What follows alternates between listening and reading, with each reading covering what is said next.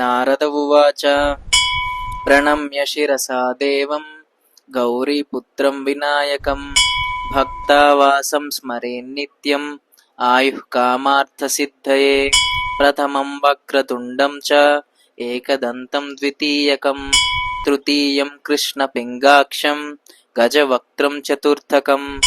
लम्बोदरं पंचमं च षष्ठं विकटमेव च सप्तमं विघ्नराजं च धूम्रवर्णं तथाष्टमं नवमं फालचन्द्रं च दशमं तु विनायकम् एकादशं गणपतिं द्वादशं तु गजाननं द्वादशैतानि नामानि त्रिसन्ध्यं यः पठेन्नरं न च विघ्नभयं तस्य सर्वसिद्धिकरं प्रभो विद्यार्थी लभते विद्यां धनार्थी लभते धनं पुत्रार्थी लभते पुत्रान् मोक्षार्थी लभते गतिं जपेत् गणपतिस्तोत्रं षड्भिर्मासैः फलं लभेत् संवत्सरेण सिद्धिं च लभते नात्र संशयः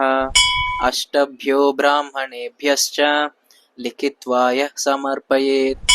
तस्य विद्या भवेत् सर्वा गणेशस्य प्रसादतः इति श्रीनारदपुराणे संकष्टनाशनं नाम गणेशस्तोत्रं सम्पूर्णम्। नारद उवाच प्रणम्य शिरसा देवं गौरीपुत्रं विनायकं भक्तावासं स्मरेन्नित्यम् आयुः कामार्थसिद्धये प्रथमं वक्रतुण्डं च एकदन्तं द्वितीयकं तृतीयं कृष्णपिङ्गाक्षं गजवक्त्रं चतुर्थकं लम्बोदरं पंचमं च षष्ठं विकटमेव च सप्तमं विघ्नराजं च धूम्रवर्णं तथाष्टमं नवमं फालचन्द्रं च दशमं तु विनायकम् एकादशं गणपतिं द्वादशं तु गजाननं द्वादशैतानि नामानि त्रिसन्ध्यं यः पठेन्नरं न च विघ्नभयं तस्य सर्वसिद्धिकरं प्रभो विद्यार्थी लभते विद्यां धनार्थी लभते धनं पुत्रार्थी लभते पुत्रान् मोक्षार्थी लभते गतिं जपेत् गणपतिस्तोत्रं षड्भिर्मासैः फलं लभेत् संवत्सरेण सिद्धिं च लभते नात्र संशयः